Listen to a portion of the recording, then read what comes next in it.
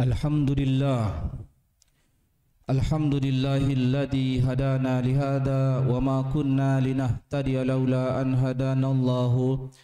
Ashhadu an la ilaha illallah wahdahu la syarika lahu wa ashhadu anna Muhammadan abduhu wa rasuluhu la nabiyya ba'dahu.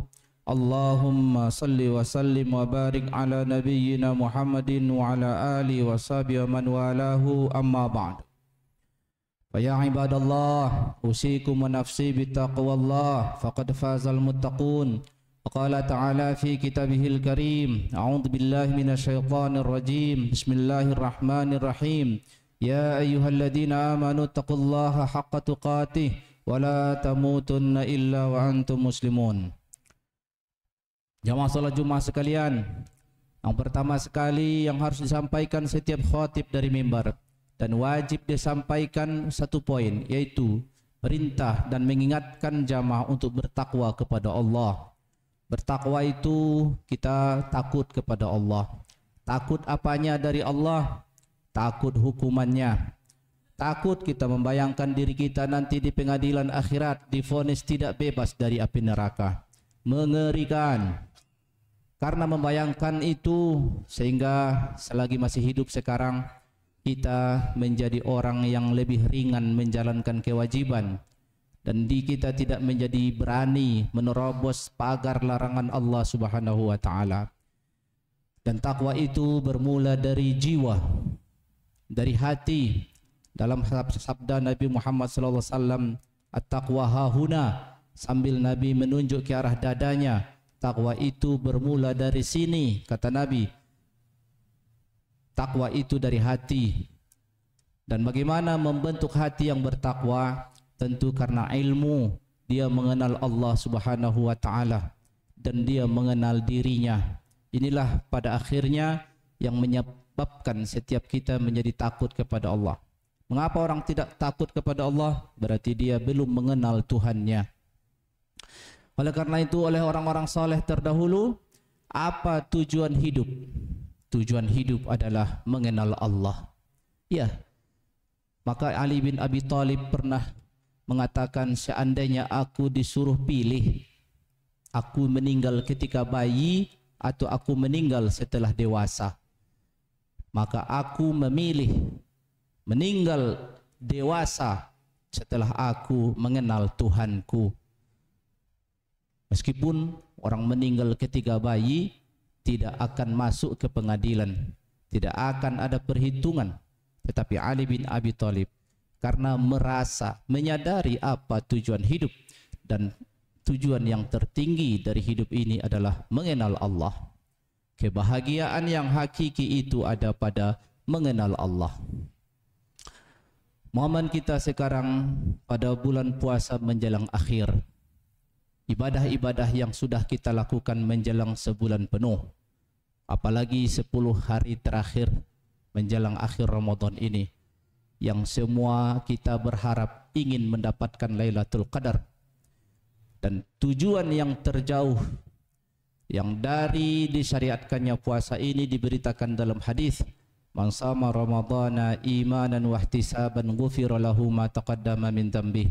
Siapa yang puasa Ramadan atas dasar iman dan dia merasa akan mendapatkan perhitungan dari Allah atas amalnya, ihtisaban, makna ihtisaban dalam hadis itu, dia berharap kepada Allah Subhanahu wa taala bahwa upaya yang dilakukannya dengan menjalankan puasa itu dapat perhitungan dari Allah. Jika dia melakukan puasa itu demikian, maka diampuni dosanya. Itu janji Allah lewat lisan Nabi Muhammad SAW. Inilah yang diharapkan setiap muslim. Jadi kalau orang itu puasa, rajin dia puasa, itu bukan karena dia ingin tampak soleh, bukan karena dia ingin supaya dilihat derajat martabat keagamaan dia terlihat religius, bukan. Justru karena banyak dosa orang itu berpuasa, karena dia ada harapan keampunan sesudah itu. Dan kita yakin yang menjalankan puasa, sabar-sabar, kita masih ada 2 hari lagi, sabar-sabarin puasa ini dan kita meraih apa yang dijanjikan Nabi Muhammad SAW, yaitu keampunan. Tidak perlu kita menambah-nambah syarat yang tidak pernah ditambah Nabi Muhammad SAW. Jalankan puasa itu karena Allah. Kalau bukan karena Allah, karena siapa lagi puasa itu? Enggak ada kebayang puasa kalau bukan karena Allah. Karena apa? Kalau bukan karena keimanan dia kepada Allah, enggak mungkin dia puasa. Karena puasa ini amal yang tidak terlihat oleh mata. Orang bisa saja di dalam kendaraannya minum segelas botol mineral, segelas air, botol mineral itu, dan dia keluar dari mobil, orang nggak tahu kalau dia minum. Jadi yang tahu dia puasa itu hanya Allah Subhanahu wa Ta'ala. Jadi kalau dia itu menjalani puasa itu pasti karena Allah. Kalau nggak karena patuh dia sama Allah, nggak mungkin dia lakukan. Kalau ada orang tak puasa, ya memang dia tak patuh kepada Allah. Tapi ingat, kalau ada pengikut Nabi Muhammad tidak puasa, taubatlah. Ingatlah, ajal tak tahu kita kapan berakhir. Puasa yang tak dilakukan itu wajib diganti. Kapanpun, tahun berapapun dia tidak pernah puasa, wajib digantinya. Waspada dia dan mawas diri dia terhadap ancaman kepada dirinya. Dan yang mengerikan itu kalau orang tak puasa itu sebenarnya hatinya yang tak patuh kepada Allah. Dan orang yang sudah patuh kepada Allah ini jelas saya bilang tadi, kalau dia puasa bukan karena dia ingin soleh, tetapi karena merasa banyak dosanya dan dia lakukan. Habis puasa ini nanti bulan Ramadan selesai, janji Allah diampuni dosanya, pasti diampuni dosanya, enggak ada yang tidak. Enggak perlu ditambah-tambah syarat keampunan itu. Dia menjalaninya sebulan penuh karena Allah, sudah diampuni dosanya. Tambah lagi kalau dia malam hari dia qiyamul lail, salat tarawih misalnya, ikut pula dia salat tarawih, sebampu dia jalani karena harapan kepada Allah, Allah ampuni dosanya. Ini yang kita raih itu. Jadi kalau ada orang berpuasa bukan karena ingin tampak religius, tetapi karena merasa bahwa dia berdosa dan dia ingin akhir Ramadan ini nanti, selesai maghrib terakhir di bulan Ramadan ini, terhapus dosa-dosanya. Ini yang kita harapkan. Nah, jadi bukan karena ingin tanpa lebih derajat yang tinggi, justru karena banyak dosa itulah makanya kita melakukan puasa ini. Jadi aneh kalau ketika ada orang tak puasa, dia merasa tak berdosa. Bagaimana mungkin dia tidak berdosa? Banyak dosa dia, dosa pergaulan dia, dosa batin dia, dosa muamalah dia dengan orang. Banyak dosa kita. Apalagi kalau kita tidak sadar dosa itu. Sadar dosa aja udah lebih baik daripada tidak tahu. Jadi harapan yang paling utama bagi orang yang puasa itu karena diampuni dosa-dosanya. Berlakulah kepada orang-orang yang berpuasa nanti di akhir Ramadan itu diampuni dosa-dosanya. Lalu ada orang bertanya, tapi kan nanti kita berdosa lagi Pak Ustadz. Ya, nggak ada masalah. Kau berdosa minta ampun lagi kepada Allah. Memang tempatnya minta ampun itu kepada Allah. Allah juga tidak pernah menjamin ada hambanya yang suci dari dosa. Yang ditunggu Allah dari hambanya itu pandai minta ampun. Tahu dia kalau dia salah, dia mencari cara untuk menawar dosanya, menghapus dosanya, baik dengan taubat ataupun dengan amal soleh yang dilakukannya. Itu saja. Jadi setiap tahun kita dikasih kesempatan untuk diampuni dosa-dosa kita. Kita kejar itu, kita lakukan. Diampuni dosa kita. Habis itu berdosa lagi, ya minta ampun lagi, taubat lagi. Kata Rasulullah SAW dalam hadis Qudsi, terserah hambaku itu, yang penting dia masih sebelum mati, masih taubat dia, masih sadar dia akan dosa-dosanya, dia minta ampun, aku ampuni, aku enggak peduli. Mau berulang-ulang dia lakukan atas dasar kesadarannya, dia minta ampun lagi, aku ampuni. Itu janji hadis, di dalam hadis Qudsi diberitakan begitu. Terserah. Tapi intinya, kita harus segera minta ampun kepada Allah dengan cara apapun yang kita lakukan, termasuk dengan cara menjalani ibadah puasa ini untuk meraih apa? Keampunan. Sekarang nggak terasa gunanya keampunan itu, nanti setelah mati baru terasa di hadapan pengadilan Allah itu. Kalau kita berdoa seperti doa malam Lailatul Qadar, Allahumma innaka afuwun tuhibbul afwa fa'fu anni. Inilah doa yang diajarkan Nabi Muhammad SAW kepada Sayyidatuna Aisyah. Ketika Sayyidatuna Aisyah bertanya, ya Rasulullah, kalaulah nanti ketemu Lailatul Qadar, apa doa saya? Nabi ajarkan kalimat itu, Allahumma innaka afuwun tuhibbul afwa fa'fu anni. Doanya itu aja, bukan doa yang lain-lain. Kalau doa kebanyakan orang mungkin doanya panjang umur, sehat, panjang umur, banyak rezeki, sehat, panjang umur, banyak rezeki. Itu doa orang tak beriman sebenarnya. Kenapa? Dia orientasi hidup dia tak ada akhirat. Hidupnya dunia saja. Kalau kita kalaupun meminta sehat, panjang umur, banyak rezeki, itu bukan karena untuk dunia, tapi kalau minta sehat supaya kau kuat beribadah. Kau minta panjang umur supaya banyak amal ibadah. Kau banyak minta rezeki supaya kau bisa beramal soleh lewat harta. Itu enggak apa-apa. Kenapa? Karena tujuanmu akhirat juga. Tapi kalau tujuannya cuma enak di dunia juga, itu bukan ciri orang yang beriman. Orang yang tak percaya dah hidup setelah mati, tujuannya untuk enak di dunia saja. Kita diajarkan doa yang lebih mahal dari itu. Allahumma innaka afuwun tuhibbul afwa fa'fu anni. Ya Allah, Engkau adalah sang pemaaf. Tolong maafkan aku. Apa sesungguhnya makna maaf itu sampai segitu? Satu-satunya doa yang diajarkan Nabi Muhammad untuk meraih Lailatul Qadar. Karena maaf itu artinya sebanyak apapun dosa kita di pengadilan, dokumen dosa kita itu begitu tebalnya, Allah enggak buka dokumen itu, lalu divonis kita bebas dari api neraka dan silahkan masuk surga. Enggak ditengok dosanya lagi. Itulah maaf itu. Mungkin ada levelnya. Kalau maghfirah, keampunan, masih mungkin. Maghfirah artinya keampunan, tapi dibacakan dosa-dosanya. Ini dosa kau, ini kejahatan kau, ini kezaliman kau. Banyak orang yang menderita gara-gara kau. Dibacakan, malu kita. Dibuka aib kita. Tapi karena Allah sayang dan kasihan kepada hambanya, divonisnya, oke, dosa-dosamu tidak dihukum. Selamat, engkau divonis bebas dari neraka. Tapi masih dibacakan dosa-dosanya. Masih mending sih. Tapi kalau bisanya gak usah dibacakan. Doakan sekarang, minta kepada Allah dengan serius bahwa kita pengen nanti di akhirat dicuekin saja dosa-dosa itu sama Allah, gak usah dibuka dokumennya, langsung divonis aja masuk surga.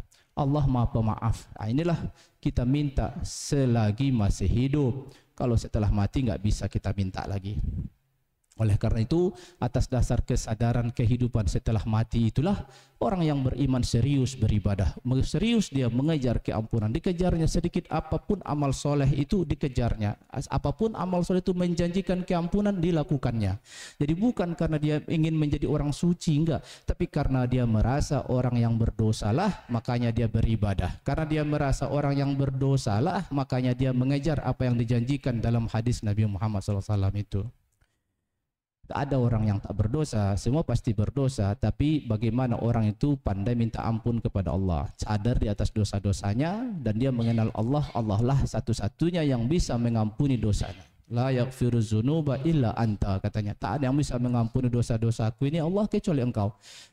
Nah, kalau toh pun nanti berdosa lagi, paling tidak kita tahu dulu apa penyebab dosa-dosa itu datang.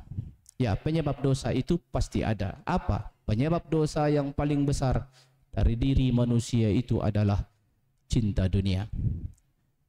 Mengejar yang enak-enak. Itulah yang disebut hubbud dunia. Senang sama kehidupan dunia ini. Ini hidup kita. Ibarat ikan kita ditinggal di dalam air kolam. Ini kita ikannya, air itu lingkungannya. Inilah dunia kita. Memang hidup di dunia itu enaknya apa? Enaknya banyak duit, sehat, panjang umur, dipuji orang, banyak pengikut, punya pengaruh. Itu yang enak tuh. Untuk mengejar semua yang enak-enak itu, ada orang yang sabar, ada yang tak sabar. Karena tujuannya yang enak, akhirnya menyebabkan orang saling sikut menyikut, saling hasad dan dengki, saling curiga, saling menghalangi dan lain-lain. Nah, inilah pangkal semua dosa itu, hubbud dunia. Jadi kalau kita sadar kenapa kita berdosa, ya karena selagi masih dominan hubbud dunia dalam diri manusia, maka akan selalu banyak dosa-dosanya. Hubbud dunia itu cinta dunia. Maka obat satu-satunya untuk menawar penyakit yang satu ini zuhud. Zuhud itu benci, lawannya cinta. Zuhud kepada dunia. Tentu yang disebut zuhud, zuhud kepada dunia. Enggak mungkin zuhud kepada akhirat. Dan zuhud itu di hadapan hukum syariah dikelompokkan menjadi dua. Zuhud yang wajib kita melakukannya, yaitu zuhud benci. Tidak suka kita kepada kesenangan dunia yang haram. Yang haram. Dan yang kalau seandainya kesenangan dunia itu yang halal, maka zuhud kepadanya dia hukumnya adalah sunnah. Artinya apa? Paling tidak, apa yang menyebabkan dosa itu karena ketertarikan kepada kesenangan ini tadi. Karena mengejar kesenangan itu, akhirnya dia tega menerobos jalan, sehingga menerobos pagar, akhirnya dia menzolimi orang, dia menipu, dia curang, dia zalim, dia jahatin dalam mencari nafkah. Enggak sabar dia untuk meraih yang halal, akhirnya yang haram. Dalam mencari kedudukan jabatan, enggak sabar dia meraih dengan cara yang halal, akhirnya dia pakai jalan yang haram. Dia fitnah orang dan lain-lain seterusnya. Ini dosa-dosa manusia itu banyak pangkalnya. Jadi selama pangkalnya belum diperbaiki, maka dosa-dosa itu akan tetap. Hati-hati, dosa yang menumpuk akan menggelapkan hati. Gelap hati itu menyebabkan orang tak tahu mana yang salah, mana yang benar. Dia kira yang hak adalah batil dan batil dikiranya hak. Kalau itu terus-menerus dia tidak taubati, maka terus-menerus dia gelap. Na'udzubillah, kalau seampat dia meninggal dalam keadaan itu, dia meninggal su'ul khatimah. Na'udzubillah min zalik. Mudah-mudahan dengan anugerah Allah Subhanahu wa taala kepada kita, dimudahkan kita menjadi orang-orang yang sadar atas dosa-dosa kita, dan dibukakan oleh Allah pintu hati kita untuk mengenal Allah Subhanahu wa taala dengan sebenar-benarnya, dan ditutup hayat kita dengan husnul khatimah. Barakallahu li wa lakum bima final ayati wa zikril hakim, wa taqabbalallahu minni wa minkum tilawatahu wastaghfiruhu innahu huwal ghafurur rahim.